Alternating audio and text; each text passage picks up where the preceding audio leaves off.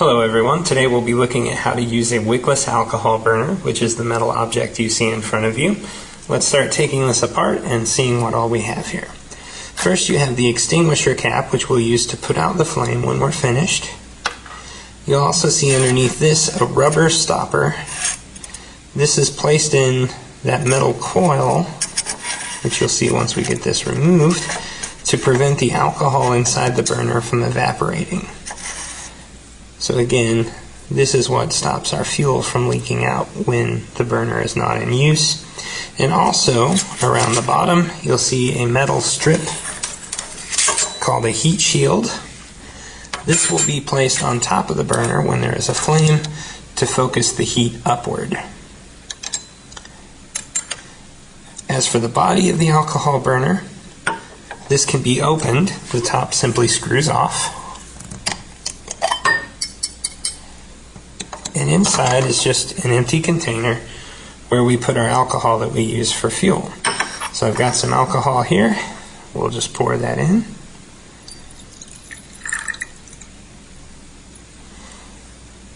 Once the burner is fueled up, you put the top back on and screw it tightly closed.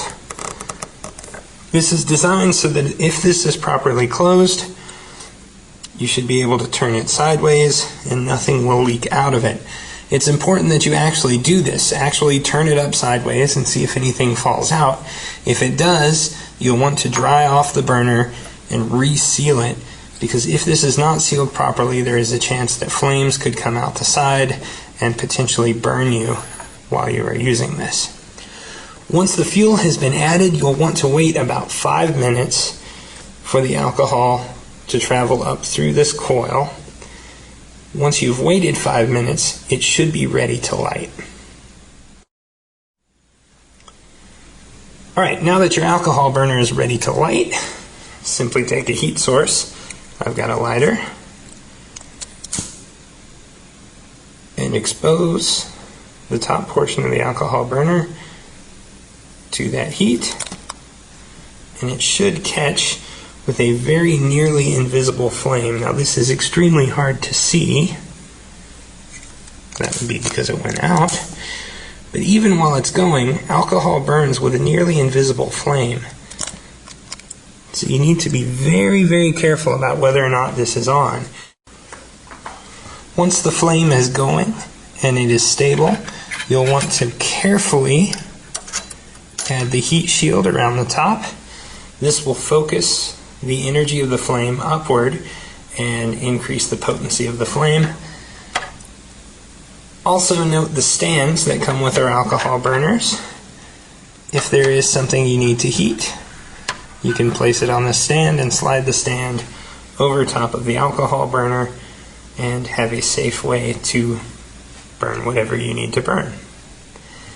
Now, when it comes time to shut this off, this container will be very, very hot, the burner itself. So you'll want to use a pair of tongs to remove first the heat shield. Then you'll want to take the extinguisher cap, easier said than done, and drop it over top of the flame. And what you'll notice is that this almost immediately puts the flame out. You'll want to wait several minutes for this to cool. Don't immediately grab it. The body of this is still very, very hot. But once this is all said and done, you can put the rubber stopper back in there to stop fuel from leaking out. If we're going to be using the burners again soon, I'll ask you to leave the alcohol in them. If we're not going to be using them for over a week, we'll empty the alcohol out. Here you can see we have set up our alcohol burner to heat whatever we put into this beaker. This brings up two very, very important points about heat source safety. First, cold glass and hot glass look identical. There is no way to tell by looking whether or not that beaker is very, very hot or very, very cold. When in doubt, never grab glassware that has been exposed to heat. If you must touch it, use a pair of tongs to move the beaker wherever you need it moved. Likewise, for most of the temperatures we're dealing with, hot metal looks very similar to cold metal. So if you are moving something that has been exposed to heat, again, use tongs. Don't grab it with your hand. That's a very easy way to get burned, which we would like to avoid. Another safety tip involving heat sources in the lab is to never underestimate the height of a flame. If you see a burner with a flame that you think is about this high, go ahead and assume that the flame will actually reach this high, because sometimes it might. Not all flames are visible. So you want to be very, very careful and assume that the flame is much, much taller than you can see with your eyes.